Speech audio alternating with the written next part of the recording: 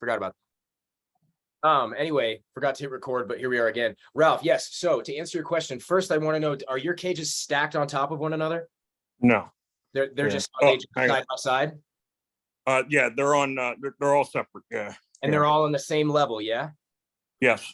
Okay, so the first thing to say is it's usually no big deal if one wants to come out later, not come out at all. Sometimes that happens, especially as I split my stuff up when I start splitting my holdbacks out for the season. But it might be worth just double checking the cage where the animal didn't come out and look for two things. See if it happens to be in a colder part of the room, like perhaps if the air conditioning vent hits that cage or something like that, or if it happens to be just sort of like on a side of the house that doesn't get as warm. It could be that there's like a slight ambient temperature drop. It also could have just been a total fluke and it's just it didn't want to come out that day. Sometimes they just don't want to, they don't always come out every single day. You know, they're sort of like some days, most days they're going to feel good, but every now and again, they're going to have a bad day and decide, you know what, I'm calling in sick to work and I'm staying in bed eating ice cream. You know, that's all I'm going to do today. So sometimes they do that. If it goes on for an extended period of time, but there's no corresponding weight loss in the tail or the legs, then it might be indicative of a little bit of stress with regard to the new place that has nothing to do with you. And then it could also have to be with seasonal change. That could be, but it's still a little bit early. And well, it's late September, so it's not that early. I guess it's like right about now is when I expect people to hit me up and say, hey, my Euros are having a hard time. They're starting to slow down. Am I doing something wrong? You know, whatever. But not to interrupt you, but it's funny you said that because just this week, like we went from like 80s and now we're down to like high 60s into the 70s. And you know, I control my room that I have. I mean, I just paid for a reptile room, so everything's sealed off. I mean, I control everything. My other question too was to you, because I went in there today and checked the times. Like my basking spot is, you know, 100 and anywhere from 117 to right up to 130 in the center. Okay. Over on the cool side, they're all, you know, about anywhere from 78 to 81, 82. Now I have all custom habitats with the screens, you know, and screen on top, and they're 4x2x2s, and all Arcadia, and then halogen floodlights and everything. So I just didn't know if it was temperature. So I was a little freaked out, and then the one did come out there and he looked awesome, but the guy didn't come out. So another quick question: at night, what should my temperature be in that room? Yeah. So okay. So a few things. First, the nighttime temperature. My general answer is that as long as it doesn't drop below 60, like 60, 62, you know, like at night in the winter, totally fine. Like frankly, my Uromastyx here, they get down really cold in the winter. Like I'll let it drop into the high 50s occasionally when it gets to be like -10 outside. It'll get very cold in here. And I'm not suggesting that you do that intentionally, but it's just to say that like you shouldn't, it's not a huge worry, especially at night. It's not a massive worry about how low the temperature gets because they can tolerate a pretty wide range of temperatures. The second thing I'll say is that because you mentioned that the local temperatures changed in your area, that's probably an example of you've 3 animals, right? Each one interpreted that temperature drop in a different way. So that's totally normal. We had the same thing happen here in Denver. We were getting days up 95, 96, 97 every day for like a month straight. And then we got a really big cold spell and it got rainy here for 3 days. And the temperature dropped by like 30 degrees during the day. Like daytime highs went from 96, 97 down to 60s. And all the animals here in the shop, except all the brand new fresh babies, sorry, there's a fly buzzing around, took it. They were so grumpy about it. They decided not to come out. They're like, I don't want to do anything. That's very normal. It's not a big deal at all.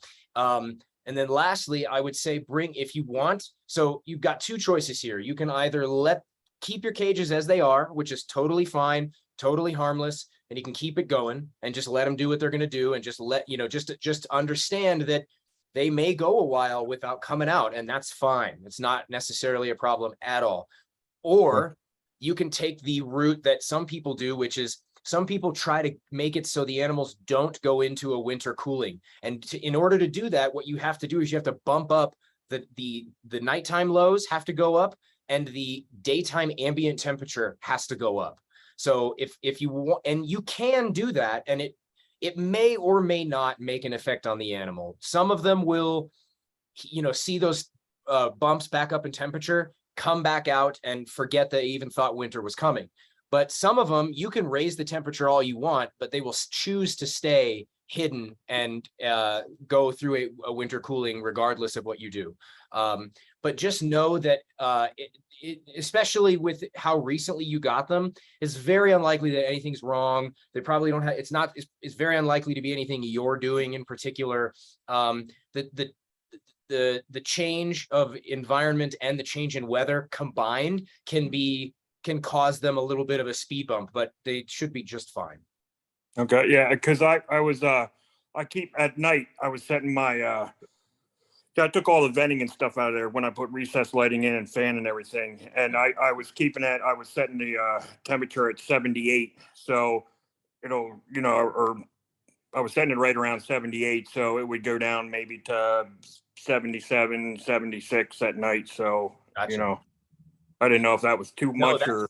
No, that's fine. That's great. That's a solid nighttime temp. No big deal at all. In that case, I would just say, if you want to try to stop them from cooling down, then just bump up the daytime ambient. So you said on the cool side during the day, your ambient will range from like 78, 79 up to 82.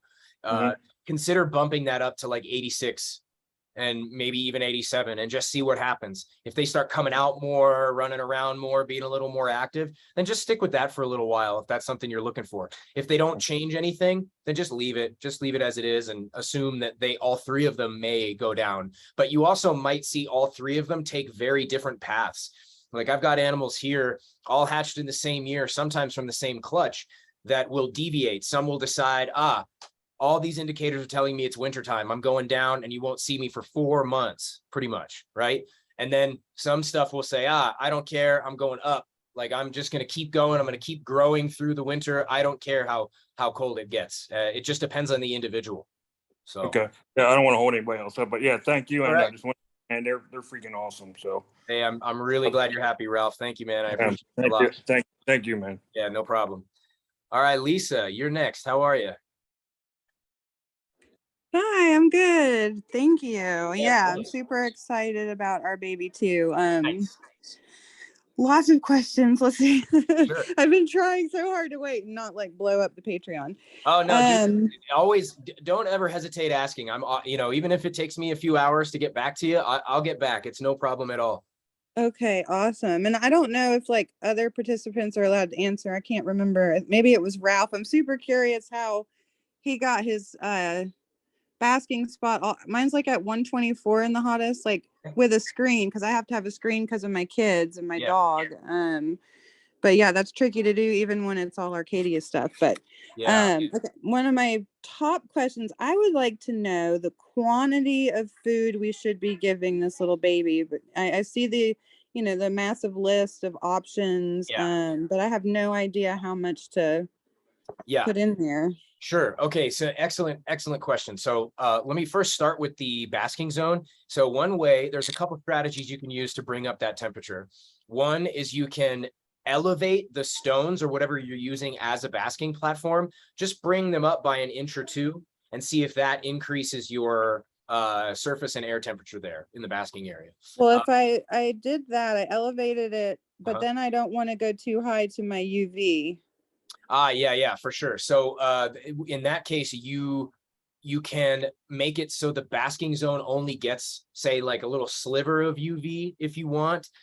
You can choose to keep the UV out of the basking zone, but because you also have a screen over the cage, if that UV is going through the screen, you actually may want to have the animal a little closer to the UV, because the screen, it seems like not much, but it genuinely pulls a lot of that UV out of the light that is emitted. So we went a little overboard and got the UV detector and all that, and so we ended up, I bought all the stuff that you had, and then some of that didn't apply to us, so we had to go down to the The bearded dragon one, the one that's on the Arcadia box, the one down, I think it's 10% or something, but and then actually hang it on the screen on the inside because that one doesn't seem to get hot where it's dangerous. Although, man, that little booger will jump. Oh yeah, ornates are very acrobatic. Yeah, they're very, very clever climbers. Yeah. So in that case, maybe just try moving the UV if you need to. He'll still get plenty of UV even if it's not directly under the basking side. It's no problem, you know, especially if it's on the inside of the screen. Yeah. Oh, and then what was the amount of food? That was the other one, right? So yes, with the amount of food, what I would say is it's hard for me to give like a weight or a portion amount. I usually give single babies when they're housed solo, like a little pile of food about yay big in diameter and about yay deep. But there's two things I want to say about that. The first is I try to suggest that people generally go by their animal. So if you were to put a pile of food in there, see how much it eats over the course of like an hour, and then try to just moderate to that amount, because they don't require food constantly. It's totally okay if they eat a meal and then don't eat anything for a little while. It's actually probably very good for them in that case. And then what you don't want to do is get into the habit of overfeeding. So I know people who will feed their ornates multiple times a day because they're like, oh, he's clearly hungry, I'm just going to feed him. And it's like, well, I'm hungry all the time too, but that doesn't mean I should eat every single time I'm hungry, right? Because otherwise I'd have quite the food bill, I'll tell you. But yeah, I would say, so try to keep the portions smaller. If he's losing weight, then obviously that's when, you want to offer a little more food. If he's gaining a lot of weight and retaining a lot of water, then you might want to cut the food back just a smidge. So, but generally, I just suggest that people kind of use their animal as the interpretation, interpret what they're eating and kind of go by them.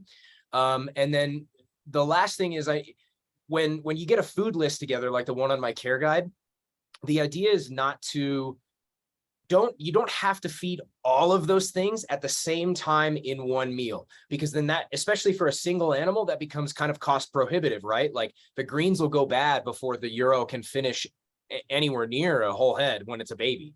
So what I usually suggest in that case is just stick with one thing at a time. So like, let's say this week you feed turnip greens, next week you feed endive, the week after you can feed, some radicchio. The week after that, you can give them a little parsley, cilantro. Or you can kind of mix and match and do whatever works for you in terms of your particular availability of greens in your area. Is that helpful? Yes, thank you. Cool. Yeah. What else? I know you said you have other questions. Please feel free. Well, I'm not sure if our hatchling is considered. I know you were posting some of them were late hatchers, and I think the hatch date on ours was late July. I can't remember, but anybody that does have a late hatched baby, like you guys were just talking about trying to prevent brumation if you can, should we be doing that until they get bigger?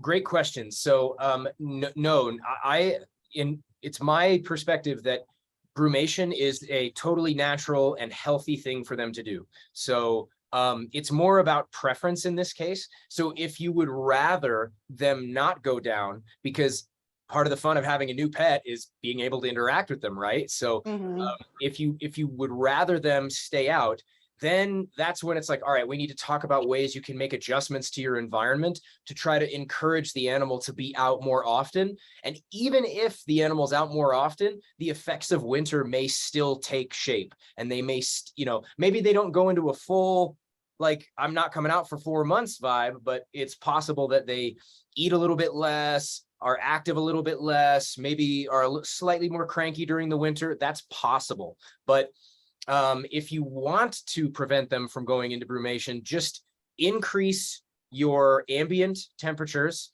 So, if normally you'd let the cool side drop into the low 80s or so, try bringing it up into the mid and high 80s to see if that makes a difference.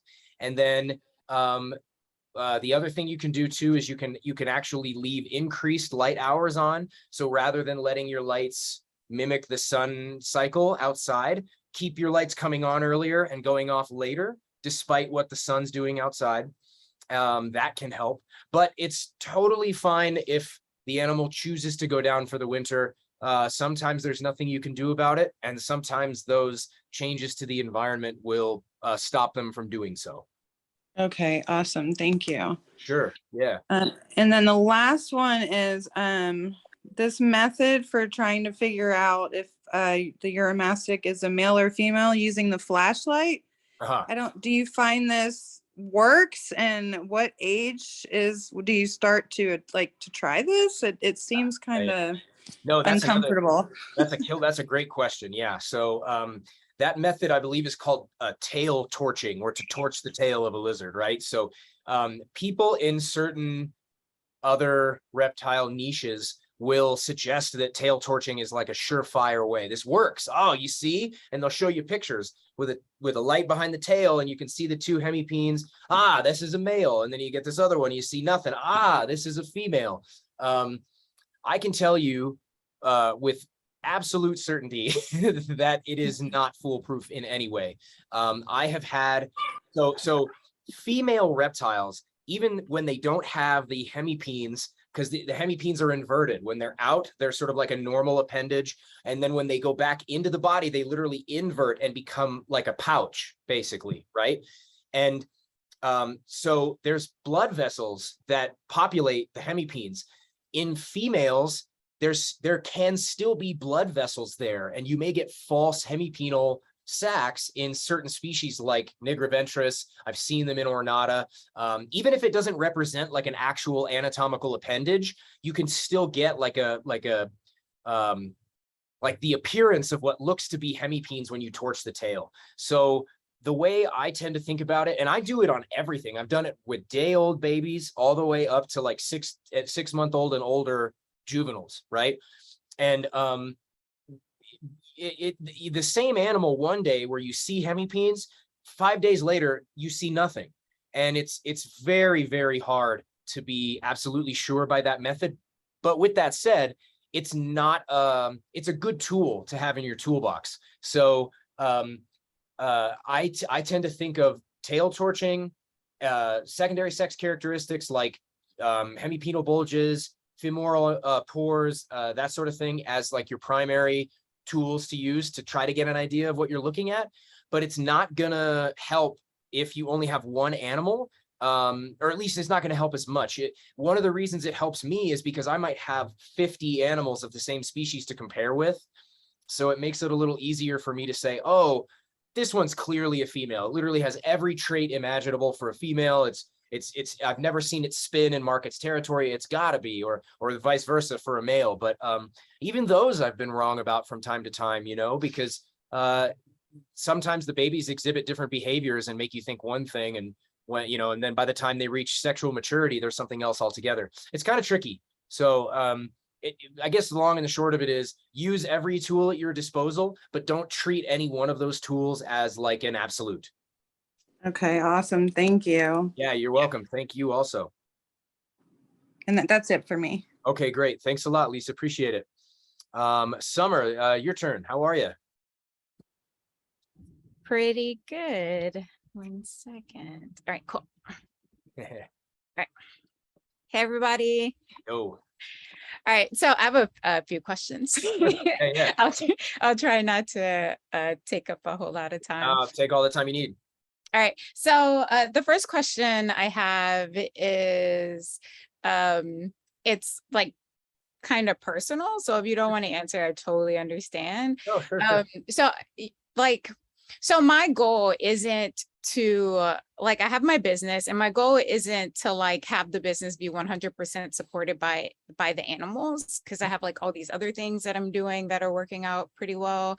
Yeah. But my question is, how many animals a year do you produce in order for this to be your full-time gig? And I know you do other stuff like coaching and stuff like that. Yeah. And Great question. Yeah. So it varies just a little bit. So in previous years, it was pretty easy for me to produce whatever I produced because it wasn't like the full-time thing, right? Yeah. As soon as it transitioned into being exclusively full-time, there were various calculations that I made, but so I think this is a good way to think about it. So basically, the first year I got my shop, I decided that in order to make ends meet here, just with rent, just to pay my rent, Yeah. I had to hatch and sell 75 ornates. Period. Okay. Which that's not that many if you really think about it, right? That's not that many animals, especially in terms of the overall demand, especially in terms of labor. It doesn't take that many adults to reach 75.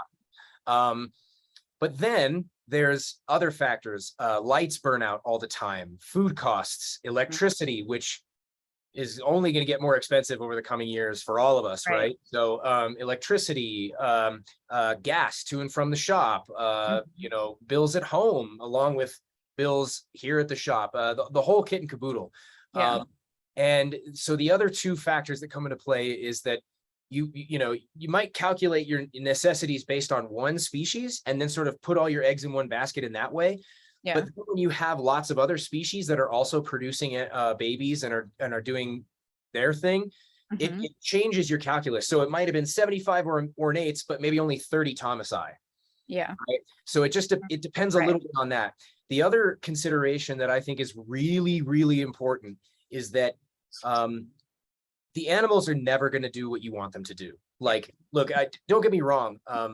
I've been extremely fortunate myself, and I've been so lucky to have a pretty strong amount of consistency over the years. Like whatever method I'm using, however I'm doing it, it's been pretty consistent. I've been very, very lucky.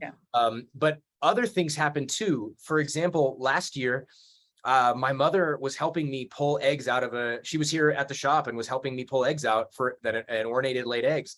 And she laid 19 eggs and I put the last one in the container. My mom went to hand me the container. I went to take it from her and we dropped the whole container.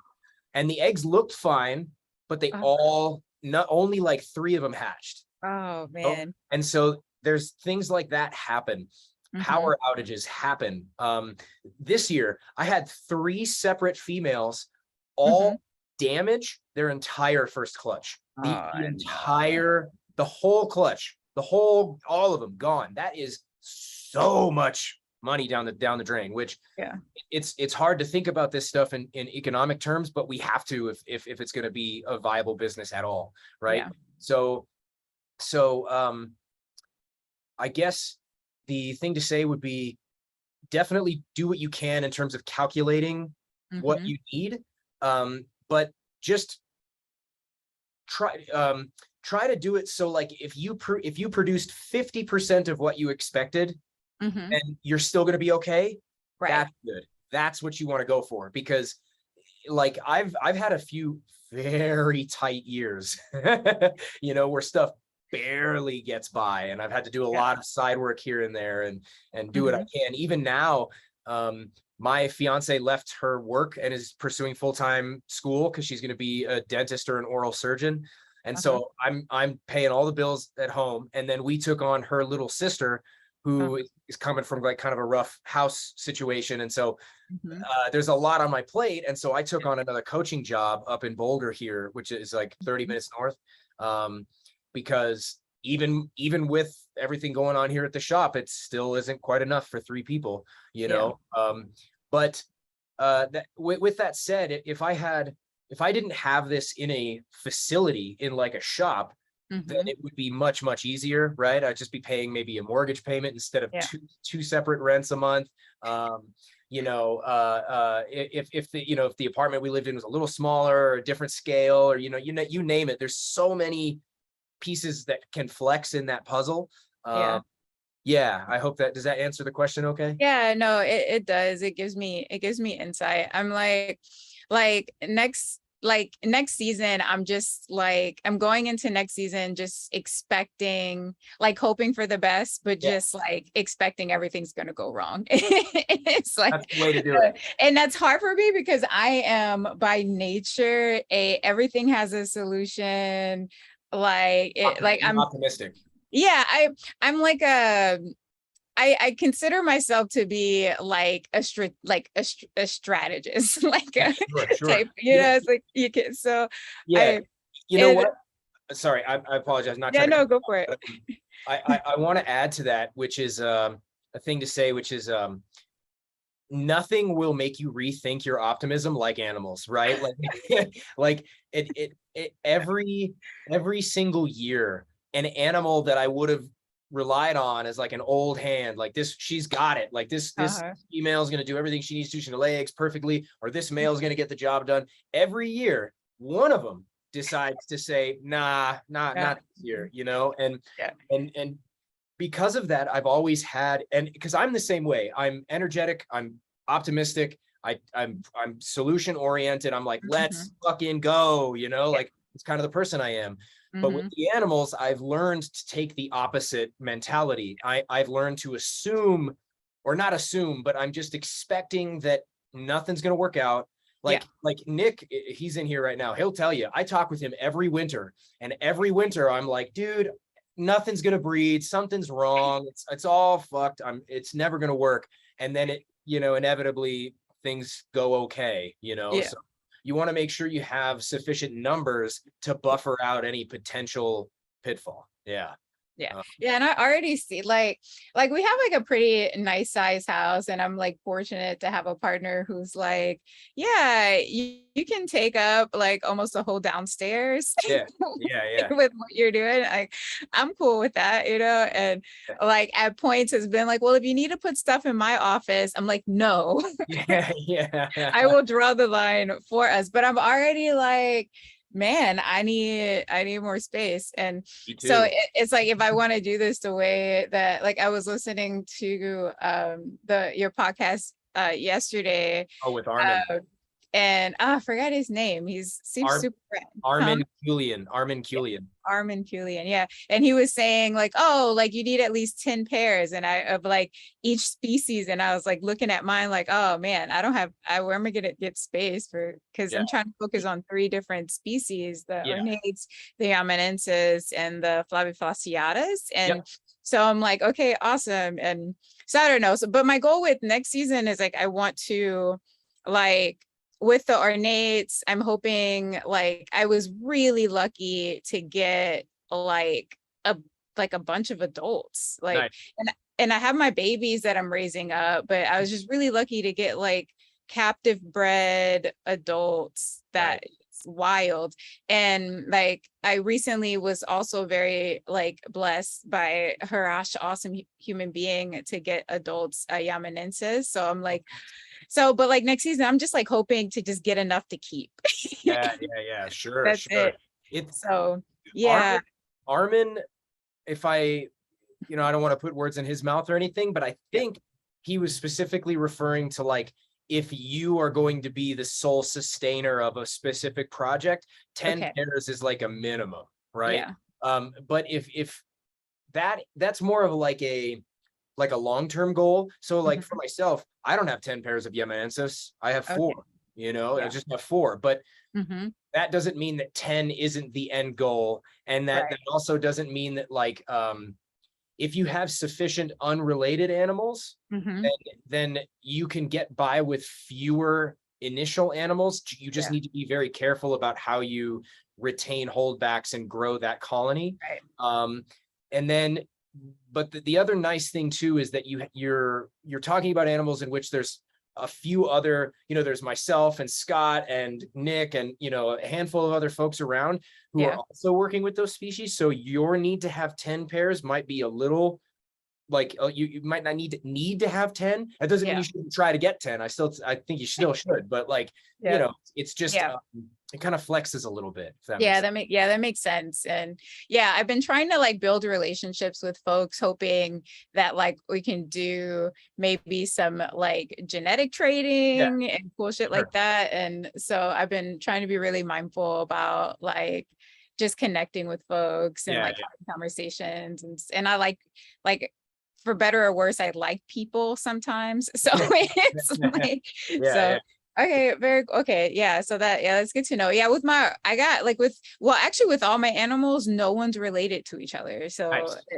so I was like, dang, that's really, really clutch. And Yeah. so that's really cool. And I'm like, I know it's gonna be fine, but I just want to say it out loud. I'm very nervous about going into brumation with all Yeah. these guys. So Yeah. I know it's gonna be fine, and I'm gonna like let them lead the way.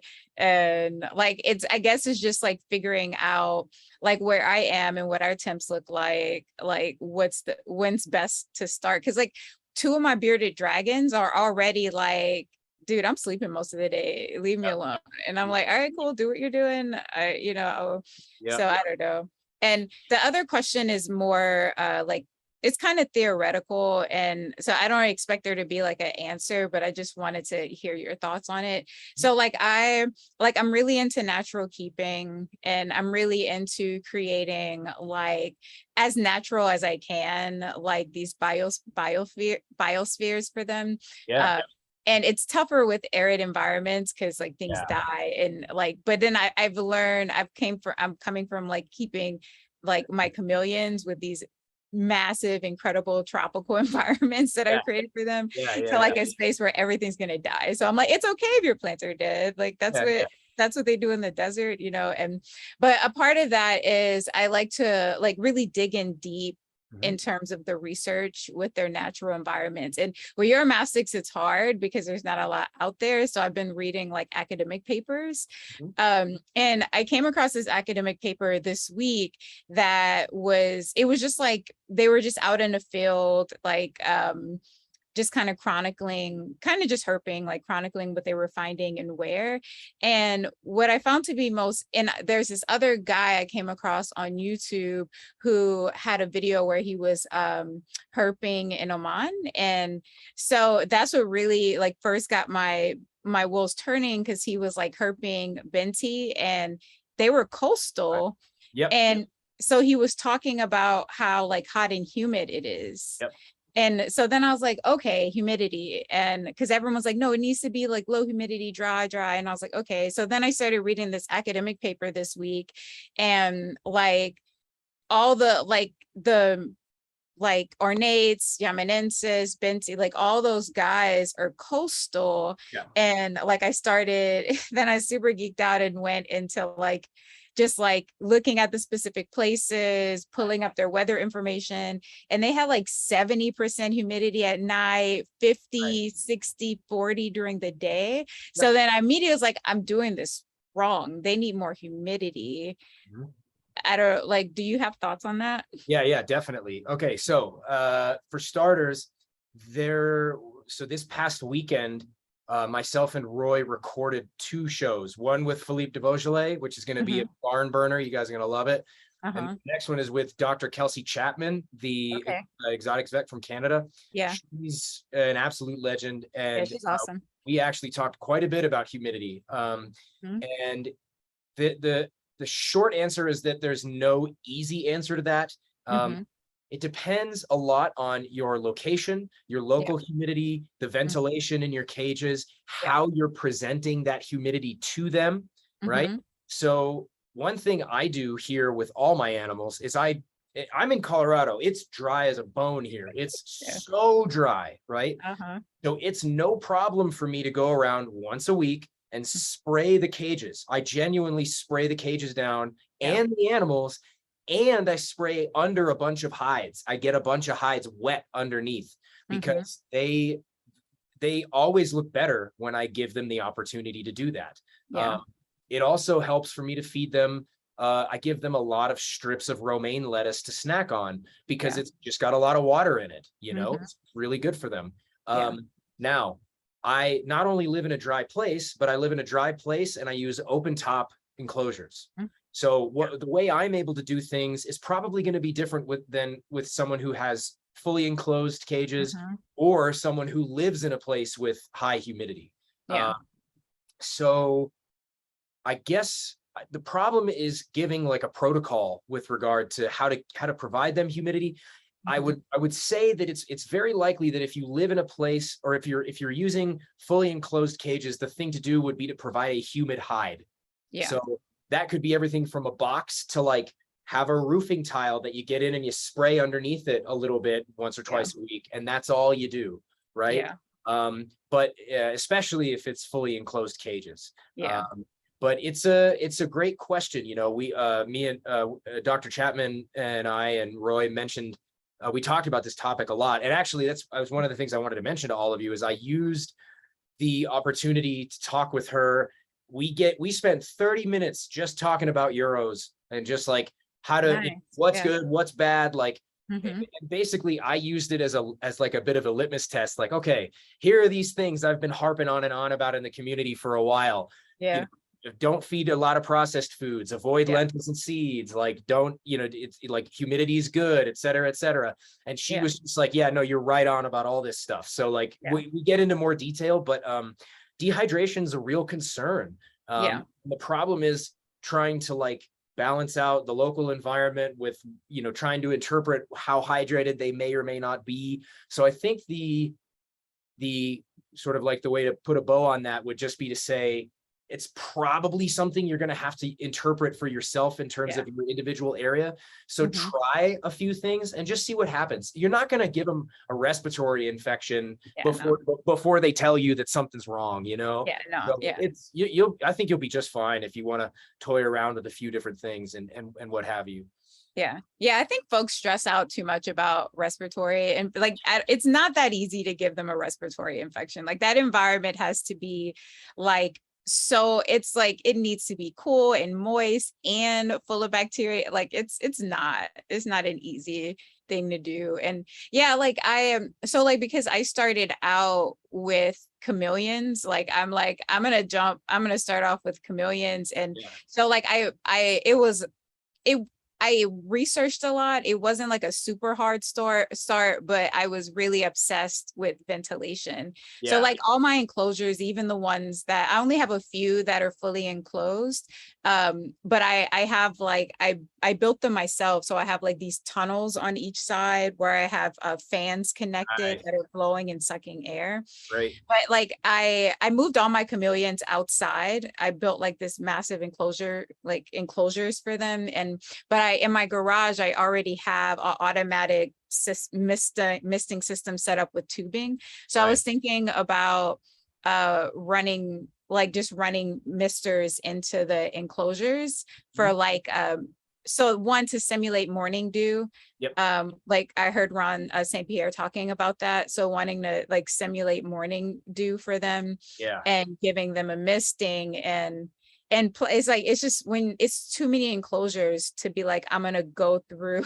And it's hard to be consistent and make sure like all that stuff like that. So that's good. Cause I think with a lot of these different animals, like especially chameleons, but like arid animals as well, like people are just like desert dry and it's just not simple. So a smart desert lizard knows how and where to find water, man. That's the whole idea, you know, and it's I think you're right about that. It's the right instinct. And I think people worry about humidity too much as well. And I give a lot to mine. It's just, I think people are rightfully apprehensive about like prescribing it. That's the part that becomes challenging, because next thing you know, you're going to get like I know I've told the story before about that lady who was bathing her Uromastyx with bath beads, you know, and I was just like, what in the world are you doing? Like, it's, you know, I mean, hey, look, but here's the real kicker. She showed me a picture of the animals and they were two of the nicest Euros I've ever seen. They were so apparently I'm doing it wrong. You know what I mean? Bath beads, okay. Bath beads for Uromastyx. That's the main takeaway from this Q&A. Oh man, okay, awesome. All right, that's what I got for now. Cool. Thank you very much, Summer. Dan, what up, my man? Hey guys, how are you? Oh, good. How you doing, man? Yeah, not too bad. Summer just covered like a few bits that have been in like the back of my head for a while, so that was really good for me. I keep doing that to you. Sorry, man. Yeah, no, that's good. It's good. I've got enclosed cages, and obviously over here in the UK we're quite humid, but I tend to spray them down just to like add to that, like maybe like when I see them shed or like when I kind of remember to kind of thing. And it's done them no harm. No, it's a good way about it. Yeah, I think you might have covered this. when I asked about dig boxes before, but I'm just a quick one. Yeah. I know it might not be like logistically possible for you to do this, but do you leave them in year round? If not, when do you put them in? And if you don't, but if you logistically could leave them in all year round, would you do that? Yeah, for sure. Okay, so if I could, if I had enough boxes and enough material and enough like good space in the enclosures, I would totally give them one all year round. But in my experience, most of the animals that I have don't bother using them. Some of them do, but and in those cages, I leave them. You know, so I've got two Yemenensis in particular actually use they have a humid box, and the only reason they have it is because both of them are females and both of them were laying eggs, and they were some of the last ones to lay, so I left the boxes in there, and I was like, all right, you guys want to keep using them, go nuts, like you can have it, that's fine, I'll just leave them in there, and then next year you can lay your eggs there. But I don't think the utility of a humid hide or a dig box, I think, is mostly for the humidity and less for the digging. Most of mine just don't really try to dig. I've given them opportunities to do so and they ignore them. I don't know if it has to do with the way I set my stuff up. I don't know if it has to do with the kind of digging opportunities I gave them, but they just don't use it too much. So I resort to just spraying. You know, there's like 1 or 2 hides that I'll spray in regularly and have them available for the animals. But even when I do that, a lot of them will move away, you know? Also like, I've been using this hide, and I'll be like, oh, he's using that one, I'm going to spray it to give him a little humidity. And then I come in the next day and they're in a different hide. They're like, you screwed that one up for me, dude. So, does that answer that particular question? Yeah, it does. I think with like the burrows as well, I guess they dig in the wild, they dig a burrow. So if we're giving them something that suffices as a burrow, they just might not feel the need to.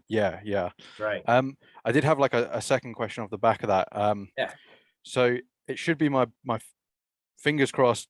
I'm not optimistic because you can't be with animals like you just said, but I should get some parents next year.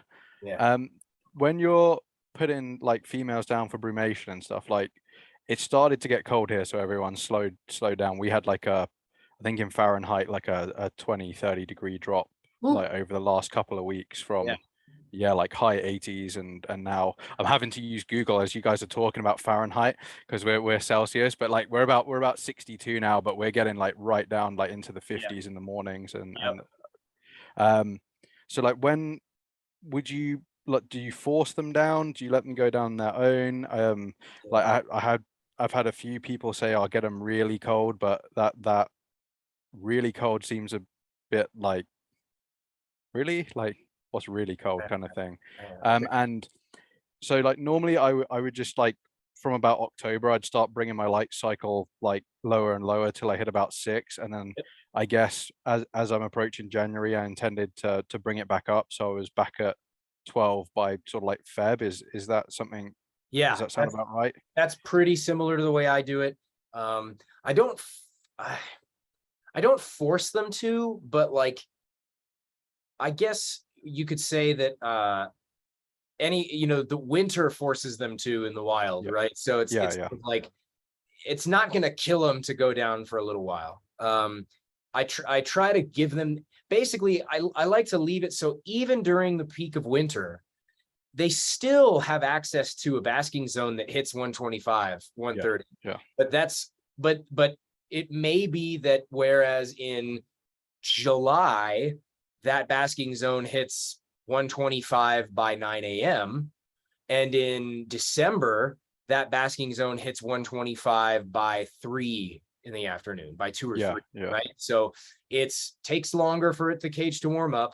The ambient temperature is lower, the nighttime temperature is lower, and then the overall access to peak temperatures is just reduced. But they still have the same basic access for the most part.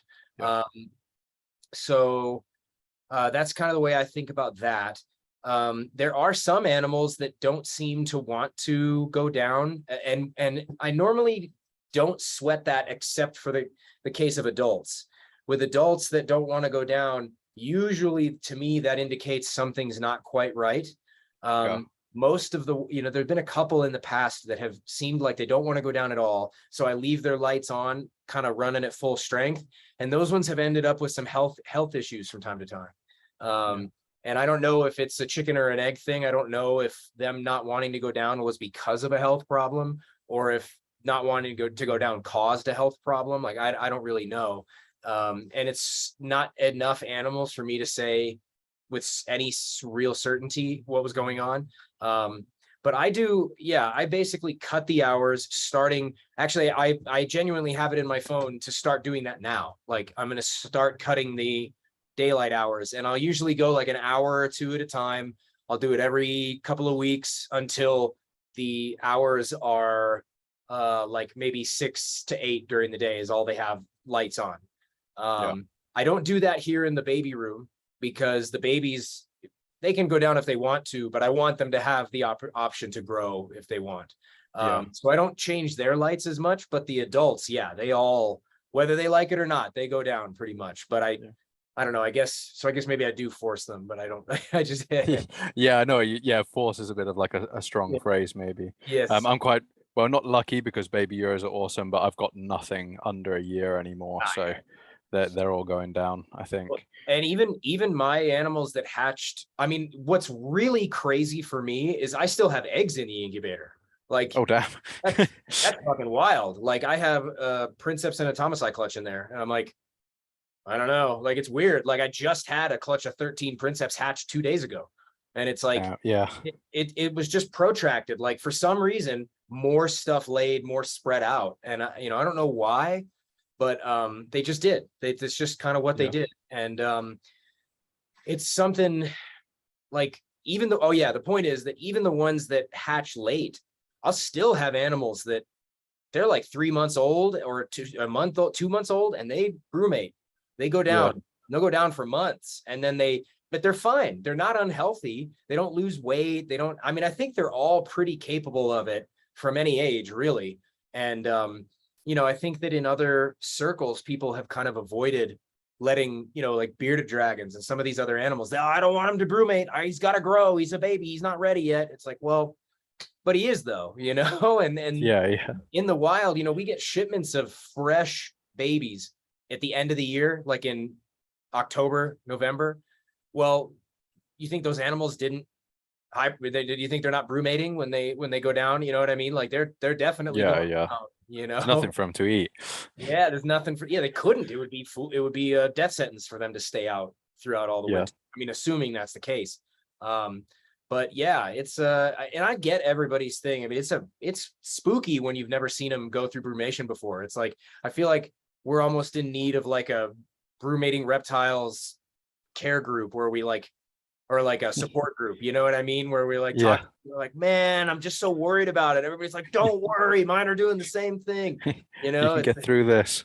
Yeah, you can do it. You can do it. That's hysterically funny, I think. I think that's all for me today. I think anything else I'll put on another one. Like the next Q&A. Yeah. Sounds great, Dan. Thanks, man. All right. Thanks, bud. Nice talking to you. You too. Ralph, you thought of another one? Yeah, real quick. Brumation is really new to me. Okay. So I was just listening to all the different people, and I think I got it. But so like right now, all the what happened? Hello. We can still hear you, Ralph, unless you. Yeah, I'm here. Okay. Yeah, I don't think that was me. I'm not sure. No, it couldn't have been me. I don't have no kids here. No, I don't know what that was. But anyways, so right now I have them like the heat and the UVB and the LEDs. They all go on like at about 8:30. I open the door and it dims up for about 15-20 minutes, and so say 9 o'clock everything comes on, right? Yeah. and then at 6 o'clock at night, everything goes off. Okay. Okay. All right. So what I'm saying is then, I was thinking we're going into October. So October, I was going to knock it down an hour. You know what I mean? Go from 9 hours to 8 hours, and then November another hour, and then December another hour, and then leave it that way January and February and March, and then start coming back up. So go from 9 to 6. Okay. I would actually maybe shorten that just a little bit. So once you've gotten the hours down to, like 6 to 8 a day, only leave it like that for a week or two and then start bringing it back up. So by at the end of February, I like to have everything up to full steam again. Oh, so say like start knocking it down right now, is what you're saying. Yep. Okay. Yep. So tomorrow I'll go to 8 hours. Yeah. Instead of okay. And another quick question then, this brumation whole thing, I'm trying to wrap my head around it. I'm trying to do more research, but now, so I want at night then start bringing the temperatures down more. Like I can set mine like 72, and the heater won't get going until 70, and I'll bring it back up to 72 instead of keeping it 78. Okay. And then during the day, then trying to bring them temperatures get down a little bit. I mean, is that what you're saying? You can. I mean, so the thing about brumation is that it's not something that you're required to implement. So it's more of a thing where with people, I just suggest they let them do it if they're going to do it. It doesn't mean that you have to change anything. You can, if you want, of course, you can do exactly what you're talking about. Yeah. Drop some of the temps. Yeah. I don't mean to interrupt you there, but it's okay. it'd be a little hard for me because like to get that temperature to come down. See, once the heat bulb's on, and because I'm in a custom made enclosures there, so once the heat bulb and the UV's on, the basking spot's always going to be in the center. A basking zone is always going to be anywhere from 120 to 130, 131, and then it goes all the way over to the other side to 82. So for me to, because it's an enclosed room, I control everything: sun, light, heat, air. You know what I mean? And I always have a fan going too. But, so just if they go in, just do the lighting basically, and at night just drop the temperature down. And if they go in, don't worry about it. Keep putting food in every day. And if they come out to eat, I mean, they will. I mean, yeah, that's right. That's exactly right. I will say that even in a fully controlled artificial environment, they will still respond to the stuff going on outside. Because they can sense changes in barometric pressure, and they can sense ambient light and all this other stuff. So just kind of have that in mind. Just I think that's what happened today when that one thing came out. Yeah, I think so. One other quick question, and then I should go around once a week and mist like I used to mist all the time with my New Caledonia stuff. You can. Yeah. You don't have to. I wasn't doing none of that. I was just putting greens, and then once a week I was putting in like romaine and iceberg lettuce. Yeah, that's fine. The adding moisture isn't something that's required. Just again, here in Colorado, it's so dry, that it's good for me to do that for mine. But if you have fully enclosed cages, and Ralph, remind me where you are in the country again, or you're in Texas, aren't you? Pennsylvania. Damn it. I can't remember who it was I was talking to. It's real humid here, but then come winter, it's starting to get real dry now. Right. So that's the thing. If it's humid there normally, and then it gets drier in the winter, just kind of leave that. I wouldn't, especially because you have fully enclosed cages, I wouldn't mess with that too much, because what you don't want to do is combine extra moisture when they're going down into hibernation. That's kind of when things get a little sketchy, because you're allowing for bacterial growth.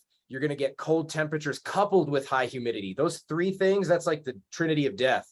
So just feed like the iceberg lettuce once. Yeah, that should be just fine for where you are. Yeah. Okay, man. Hey, thanks a lot, Phil. Yeah. And once again, man, all the props to your years. I've never had captive bred animals like that. Hey, thanks, man. Really appreciate it, Ralph. Really do. Man. Thank you so much. You bet, man. Thank you. Yeah, no problem.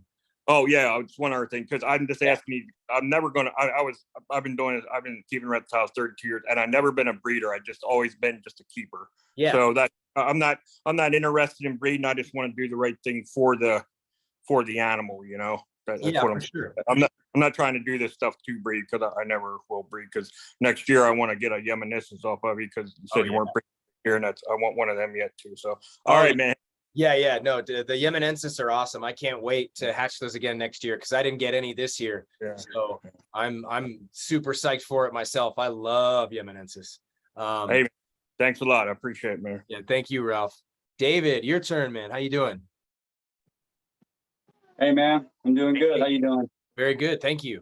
I'm chilling out here. I was just cleaning cages. I had just a couple quick questions. Do you still breed J-Rye at all? Do you do that? Yeah. I hatched a bunch this year. Yeah. Have you ever, if this is like a color question, I know you've answered these kind of questions before. If you breed yellow or two yellow, do you ever get orange babies or vice versa?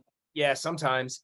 So the way Uromastyx inherit color seems to depend on the species a little bit. And with some, we just don't know exactly what the method of inheritance is. There, for a while, people thought that maybe incubation temperature had something to do with which color J-Rye turned out to be. Some people thought it had to do with the breeding that you get, or that you did. And it seems to be pretty random to a certain extent. You could breed two yellows and get an orange, two oranges and get a yellow. It does seem to stick a little true. So like if you breed a yellow to yellow, you're going to get a lot of yellow babies and fewer orange babies, and vice versa. But then when you breed orange to yellow, you get a total mix. And even I had one clutch of orange to yellow this year, and all the babies were orange. So it's like, I don't know what the hell's going on there. I honestly don't know. But then you got other stuff like Thomasai, where it seems like they tend to breed true to color, but then sometimes they don't. Where like one of my pairs of Thomasai, the one I've been breeding them for 10 years, the same pair, they've bred every year. They've always produced blue babies. And last year they hatched a green one green baby. And so That's like, cool. I don't know what's happening here. I have no clue. Yeah. That's awesome. Have you found that with nigroventris too? Do you get? Yes. So the nigroventris, so far I've been breeding. The primary pair that I have is orange, one orange, one lime, and then I have one orange, one bicolor, and then I have one lime and one lime. And so far, all the babies are either bicolor or lime. I have not had a full orange one yet at all. But Really? yeah, but the problem is I don't get to see all of them. So like I don't get to see every single baby that grows up, because some people buy them and I never see them again. You know, the ones that I held back all happen to be bicolor. And then they change a little bit too. Like my orange male, the one who's the father of everybody, he's got, or well, of a lot of them, not of all of them, but he is almost exclusively orange. But over the last year, he's developed like a little bit of lime coming in on his hindquarters. And it's just like, what the hell are you animals doing? I have no idea. So they're And some of those, they don't even get their color until 2 or 3 years old. So how would you find out? Yeah, that's a good point. Right. I never thought about that. Yep, that's right. That's cool. Yeah, you got it. Do you hold back all your females? I noticed whenever you put up sex babies, they're always the males. Do you keep them all, or? So yeah, no. So no, I don't keep all the females. So some of it is that a lot of the ones that end up being female end up, I think they just by chance kind of go out when I ship out unsexed stuff. But then part of the thing is I do try to keep as many females as I can, because I have plenty of males here. But it's more of a coincidence. It just seems like every year I happen to hatch more males than females. And then it's a matter of like, let's say I hang on to 20 or 30 animals to sell later. Maybe only 5 of them turned out female, and it's like, maybe I need all of those, you know? So it's like, it just depends a little bit.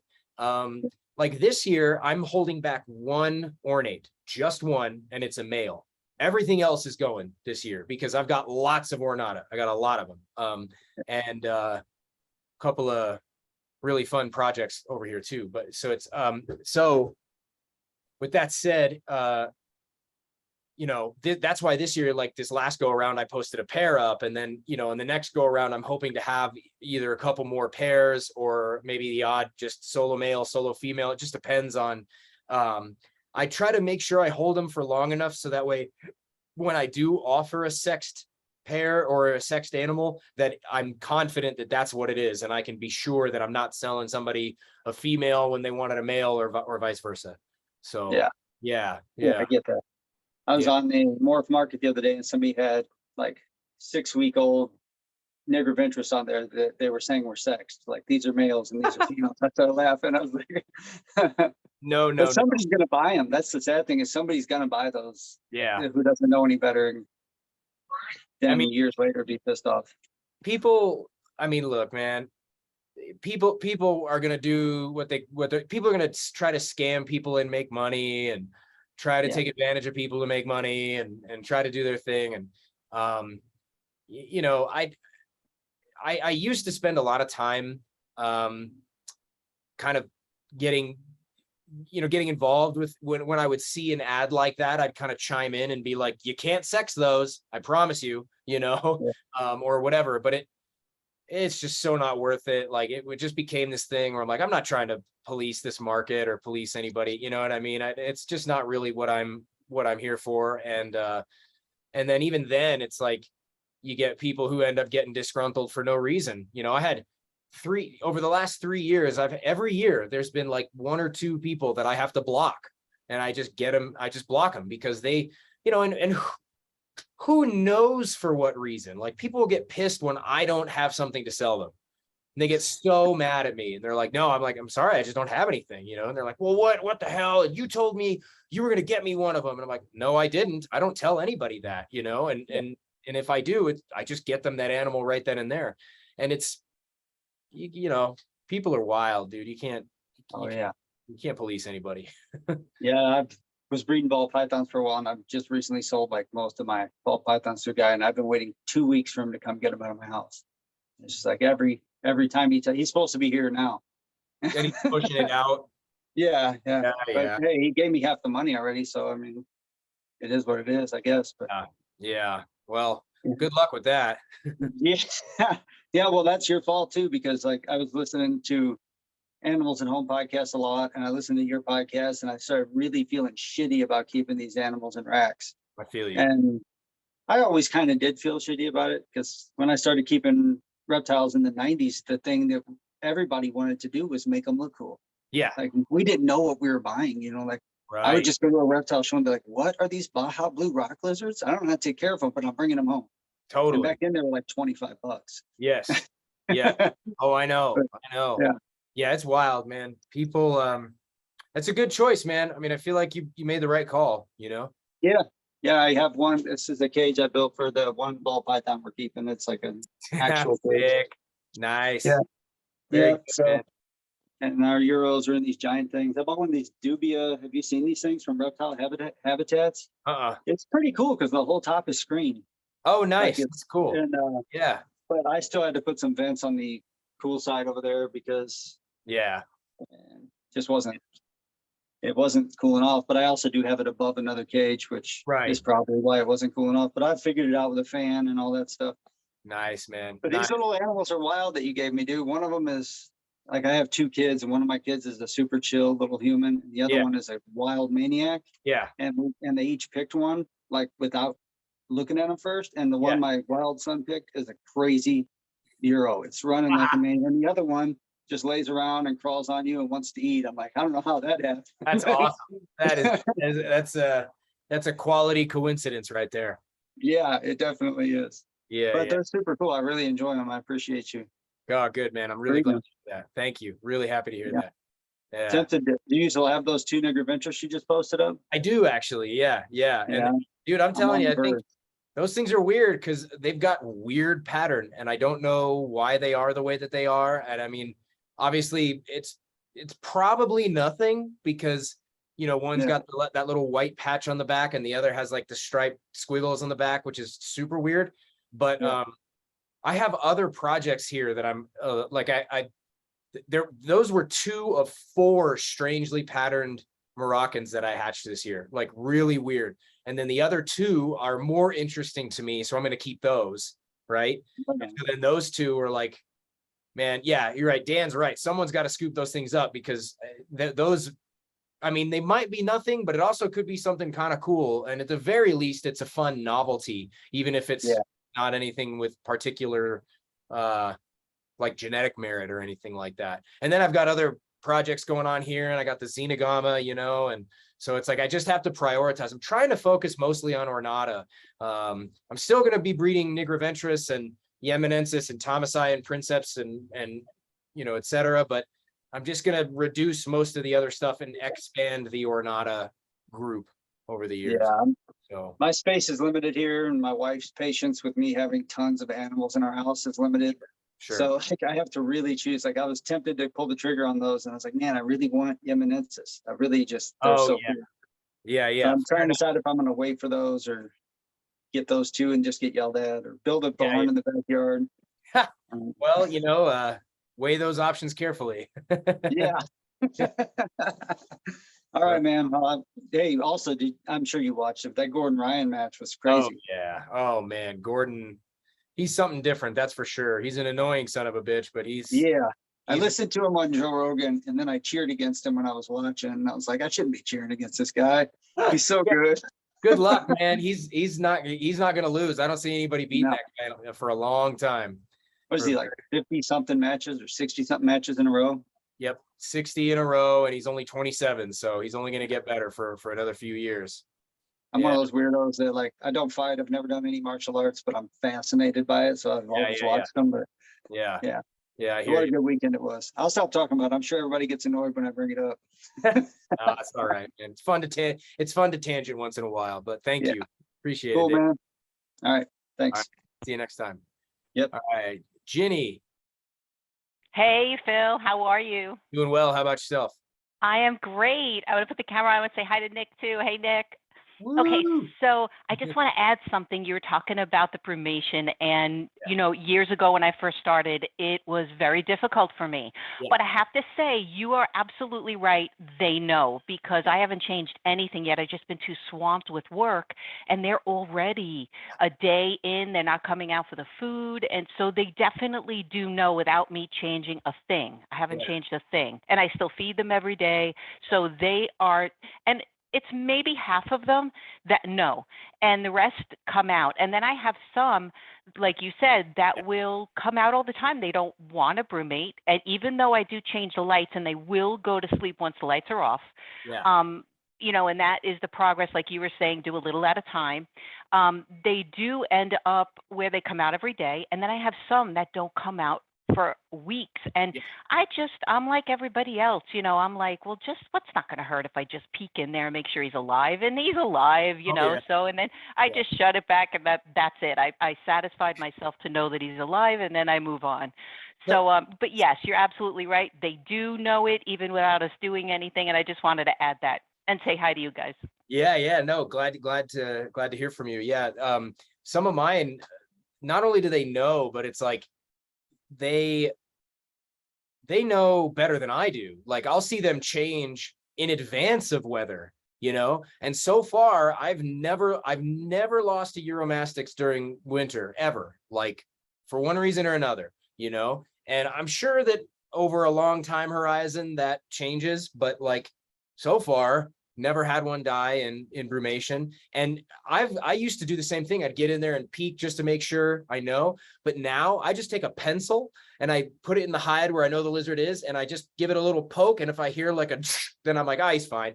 You know what I mean? Like if he's in there moving, I don't even need to see him. I just need to know that I got a little movement out of him, and he's not totally dead in there, just rotting. God, that's terrifying. That's such a good idea. That's such a good idea. One thing I want to add too is that one of the years I noticed that one of my guys, it's actually the OG that went down, the original guy from you.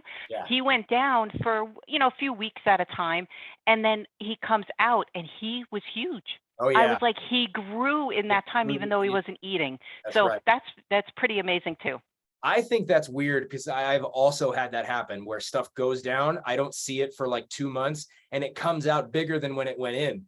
I'm like, how did you do that? How? I have no idea how they manage that crap. It's remarkable. They are magical little creatures, that's for sure.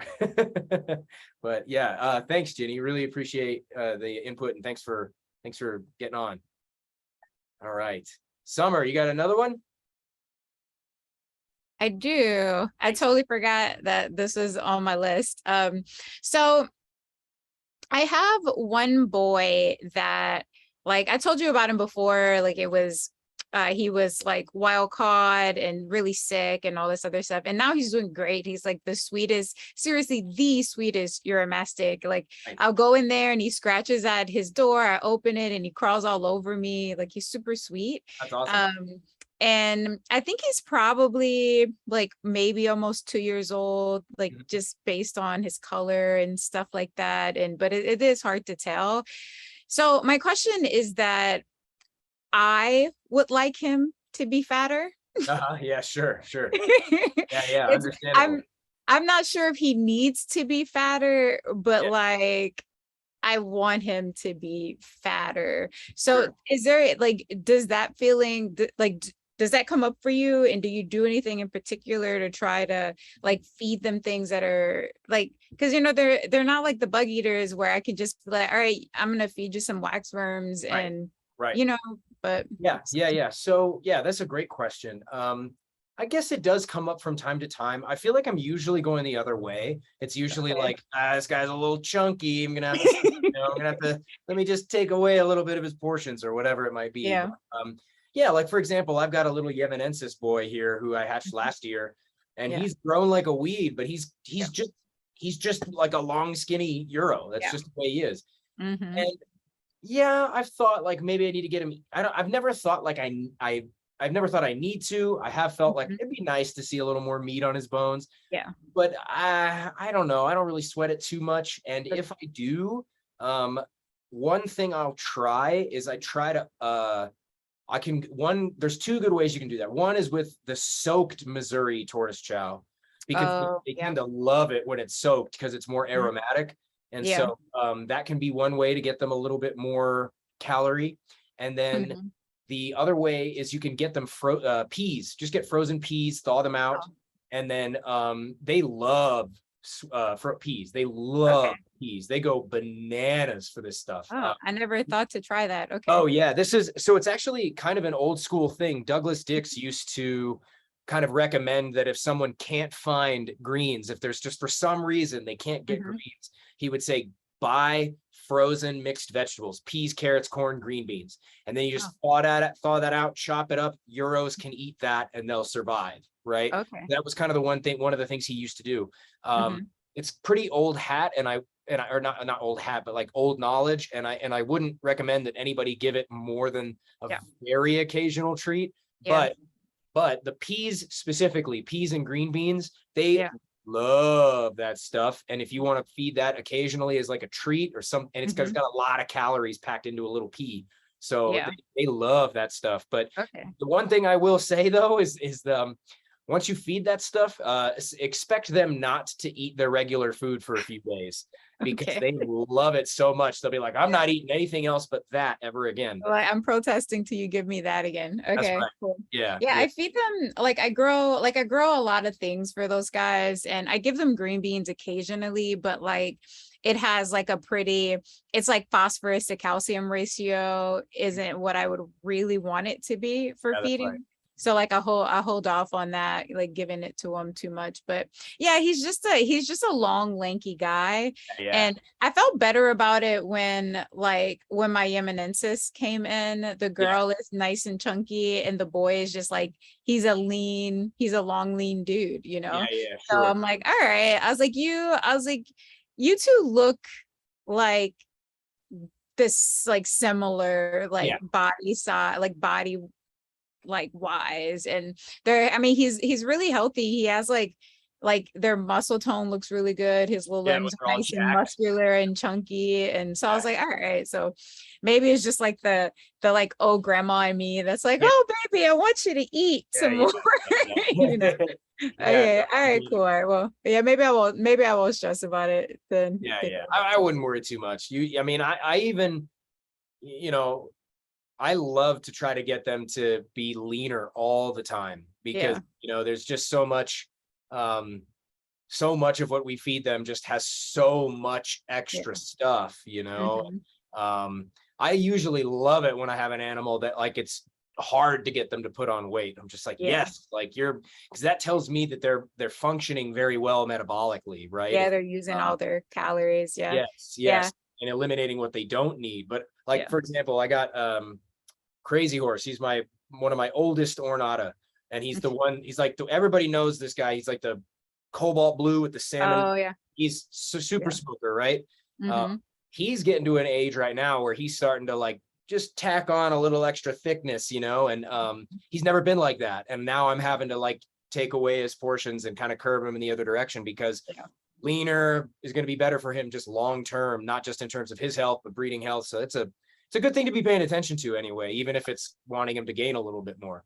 Yeah, because I look like some of my girls are like two of my girls in particular, they're like huge. They're like 15 inches, like and I look at him and I'm like, dude, what are you gonna do with her? Like, I don't know if you can like handle her. Oh yeah. No, I know what you mean. For sure. But I have smaller girls too, so I was like, okay, and I'm like, dude, I don't know if you can handle all of that, man. I don't know. You know, you'd be surprised. I've got I shared this picture with my friend Josh Markey the other day, but the first year I ever got eggs from Princeps, the male that I had was an absolute miniature. He was tiny. Okay. But I knew he was a male because I had kept him. At the time, I was still experimenting with keeping babies together from time to time. Yeah. And so I was raising him up with another one that I got in the same shipment.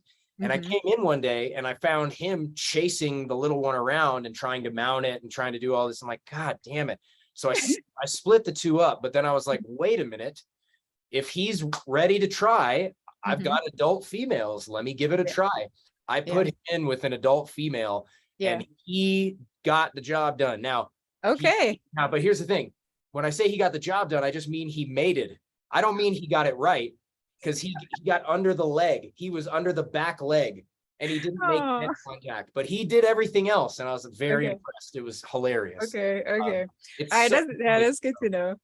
That's good to know. It's a hilarious picture too, because it's like this big female and this one little tiny male, and it's, oh man, it's hilarious. Yeah, I'll put it on the Patreon at some point to show everybody. It's really funny. Okay, I'll have more faith in this. I'll have faith in this dude and what he may be able to accomplish. He can do it. I believe in him. Yeah. All right, man. All right. Cool. All right, folks. Well, unless there's anything else, I think that'll be it for the day. Unless anybody has any last minute stuff. Nice. I do. I'm sorry. Oh no, it's okay. Yeah, no, it's great. Let's do it. This is I'm so forgetful. I get excited and then I forget there's another thing. That's so okay, I want to try a thing. Like after the humidity stuff, I was like, oh, like I'm setting up an outdoor enclosure. And I'm gonna try it with one of my Euros and see how it goes. Yeah.